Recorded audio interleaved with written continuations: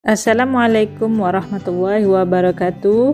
Selamat pagi, salam sejahtera untuk kita semua. Semoga Ananda dalam keadaan sehat walafiat. Barakallahu fikum. Oke Ananda, kita masuk sekarang yaitu bab ke-6 tentang radiasi gelombang elektromagnetik. Dengan tujuan bahwa peserta didik mampu menganalisis fenomena radiasi elektromagnetik dan dapat menjelaskan pemanfaatan serta dampaknya pada kehidupan sehari-hari. Dengan adanya gelombang elektromagnetik ini, semoga Ananda rasa ingin tahunya lebih mendalam. Maka dari itu, simaklah pemahaman materi berikut ini. Selamat menyaksikan. Oke, kita masuk bab ke-6, yaitu radiasi gelombang elektromagnetik. Radiasi gelombang elektromagnetik ini adalah kombinasi medan listrik dan medan magnet yang berisolasi dan merambat melalui ruang dan membawa energi dari satu tempat ke tempat yang lain. Perhatikan gambar.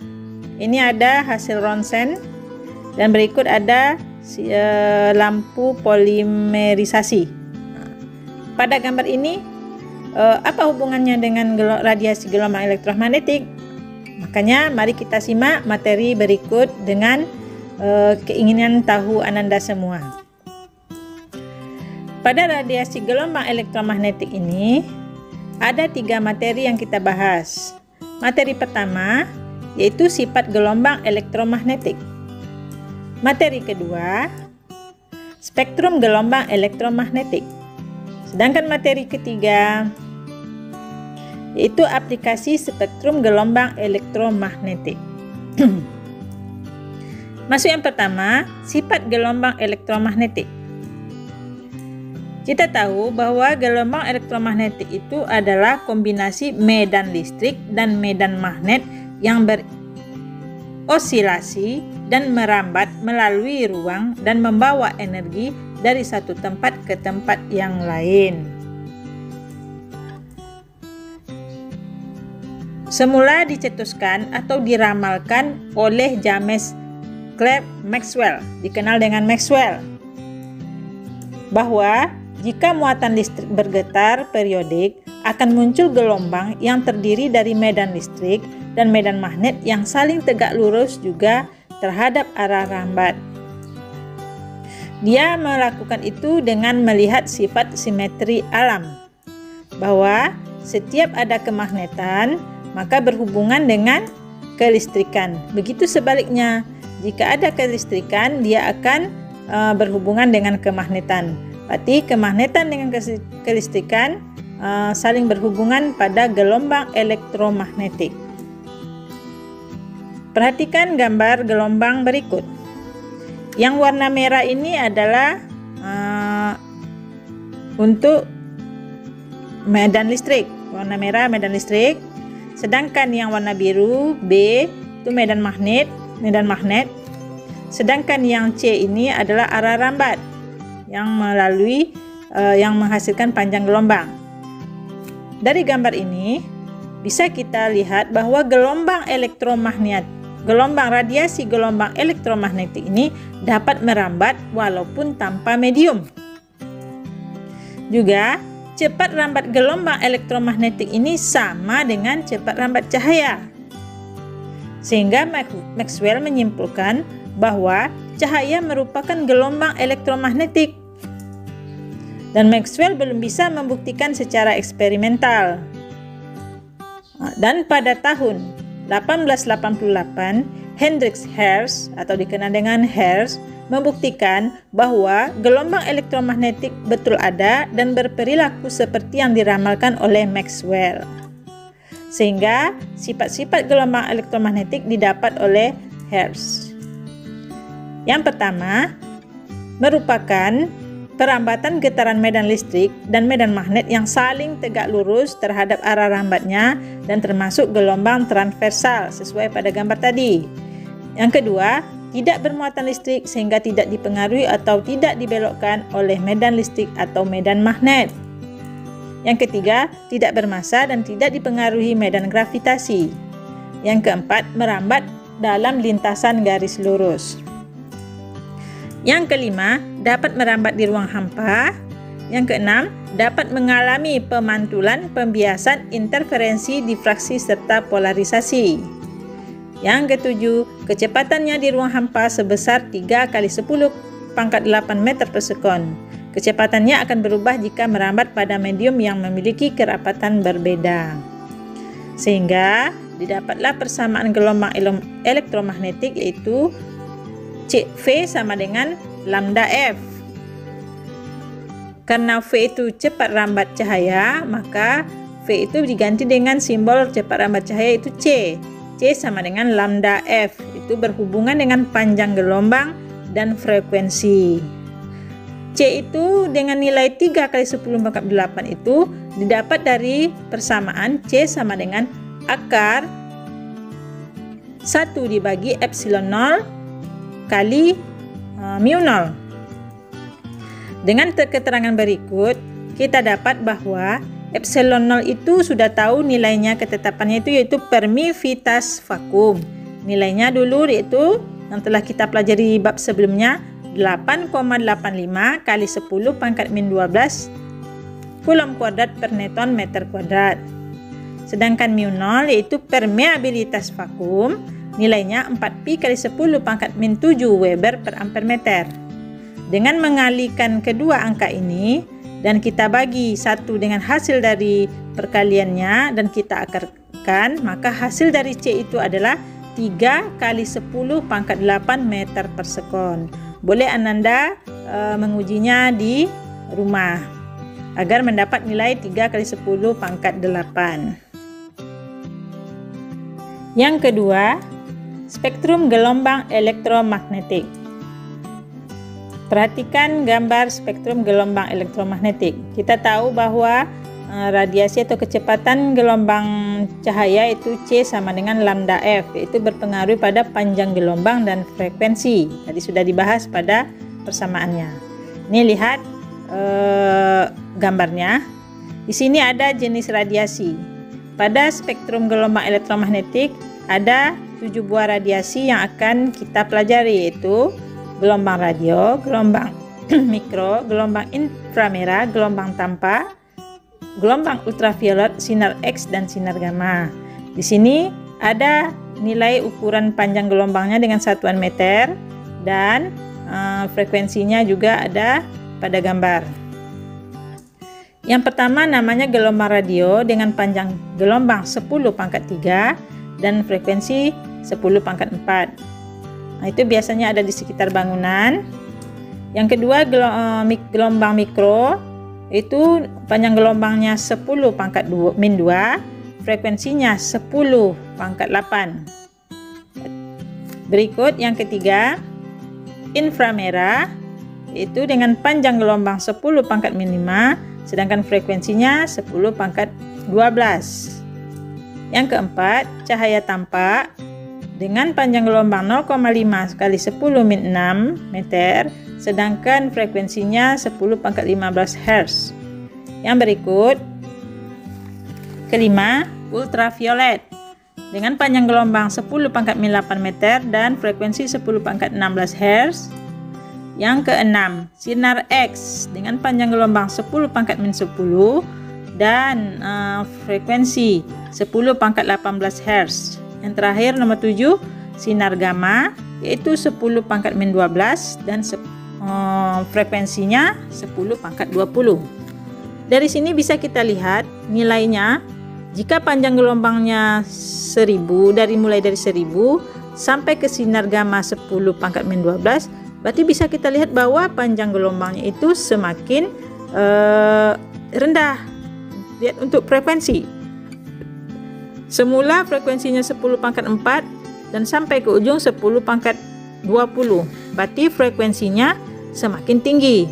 Berarti pada gambar frekuensi semakin tinggi untuk jenis radiasi diurutkan dan panjang gelombangnya semakin rendah. Untuk cahaya tampak yang kita lihat pada kehidupan sehari-hari ini yaitu pada cahaya tampak, itu sinar matahari. Cahaya tampak itu terdiri dari 7 warna, yaitu me, ji, ku, hi, bi, niu, atau merah, jingga, kuning, hijau, biru, nila, dan ungu. Di sini bisa kita lihat bahwa frekuensinya semakin tinggi dan panjang gelombangnya semakin rendah. Kita masuk yang ketiga, yaitu aplikasi gelombang elektromagnetik. Kita masuk tadi gelombang radio, sudah kita bahas untuk frekuensi dan panjang gelombangnya. Pada kehidupan sehari-hari, yaitu gelombang radio itu berupa radiofon. Ini bentuk gambar radiofon zaman dahulu. Tapi dia mempunyai kelemahan masing-masing. Berikut ada namanya telepon genggam atau dikenal dengan HP. Bermacam-macam HP, semakin lama semakin canggih. Terus ada namanya radio dan televisi. Ini radio zaman dahulu yang waktu kita belum melihatnya. Ini radio pada kendaraan. Dan ini juga kita bisa lihat beberapa radio di pesawat terbang. Dan ini adalah televisi yang makin lama sudah makin bagus. Untuk gelombang mikro, aplikasinya yaitu berupa micro oven atau oven microwave. Ini untuk memasak nasi atau memasak makanan atau memanaskan makanan. Dan ada juga bernama radar, yaitu dari gelombang mikro. Ini untuk mendeteksi sebuah objek ada di sekitar negara kita atau negara masing-masing. Yang ketiga dengan sinar inframerah, yaitu pada remote control. Ini perhatikan gambar remote control untuk remote TV, remote kipas angin, remote radio, dan lain sebagainya. Atau remote pada permainan anak-anak. Dan dalam bidang kesehatan nih contohnya yaitu pada pendeteksi atau remote untuk suhu yang sekarang sering dipakai, dan pada untuk mendeteksi kulit yaitu memakai sinar inframerah. Berikut cahaya tampak. Cahaya tampak itu yaitu berupa sinar matahari. Pengering surya namanya, pengering surya nama alatnya. Ini bentuknya. Berarti dia terdiri dari panel yang mengambil sinar matahari dan untuk penggunaannya pengering objek-objek yang akan kita keringkan. Berikut kompor surya, ini juga memakai panel untuk mengambil sinar matahari dan kita bisa memasak memakai tenaga surya. Berikut pemanas ruangan. Kuncinya juga ada panel untuk mengambil sinar cahaya tampak, dan ini gunanya untuk menghangatkan ruangan yang bersuhu rendah.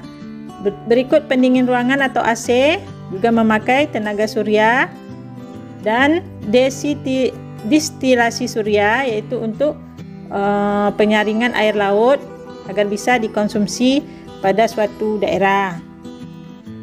Dan berikutnya baterai fotovoltaik untuk penggunaan alat-alat elektronik yang ada di rumah, yaitu memakai tenaga surya juga untuk menggunakan baterainya.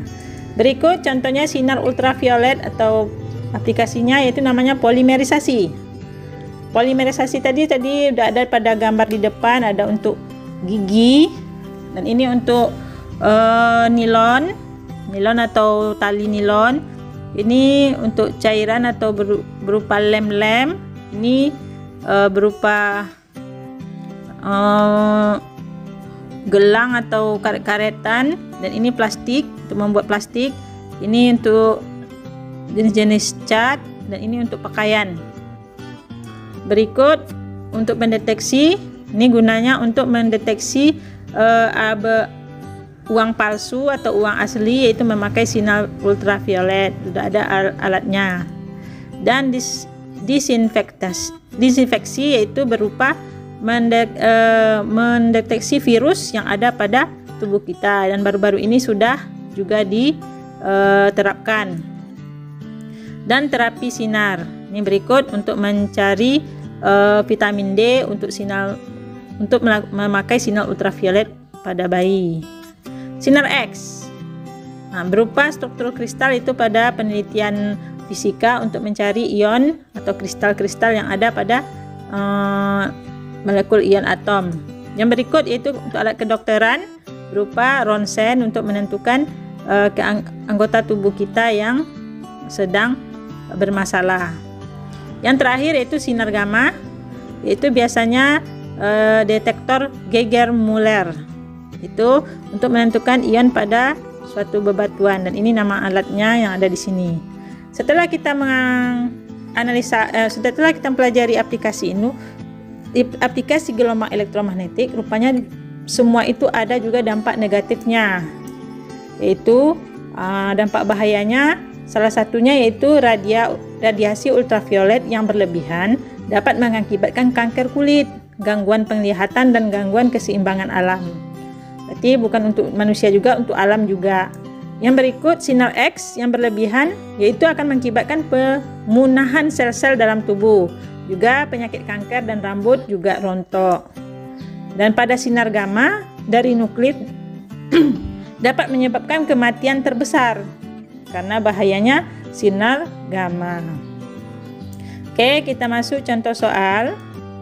Gelombang elektromagnetik dalam suatu medium memiliki kelajuan 2,8 kali 10 pangkat 8 meter per sekon.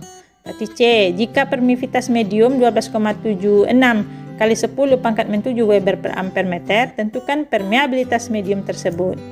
Oke, diketahui C sama dengan 2,8 kali 10 pangkat 8 meter per sekon. Epsilon 12,76 kali 10 min 7 Weber per ampere meter. Ditanya permeabilitas medium atau mu.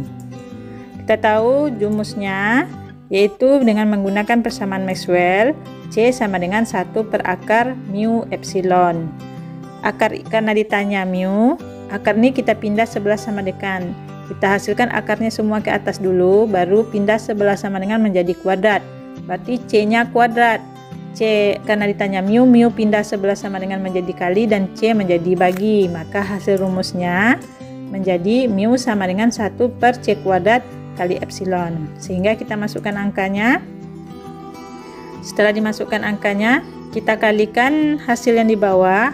Setelah itu 1 dibagi dari hasil yang di bawah. Hasilnya itu 2,7 kali 10 min 3 Weber per ampere meter. Demikianlah materi bab 6 pada pertemuan hari ini. Jangan lupa Ananda membuat tugas beserta resumenya agar Ananda lebih memahami dan bertanggung jawab serta disiplin untuk melakukan kewajiban-kewajiban yang telah Ibu berikan. Ananda, minggu depan kita masuk bab ke-7 yaitu tentang relativitas. Juga masih berhubungan dengan kehidupan sehari-hari. Jika ada salah, Ibu mohon maaf. Wabillahi taufiq wa hidayah. Assalamualaikum warahmatullahi wabarakatuh.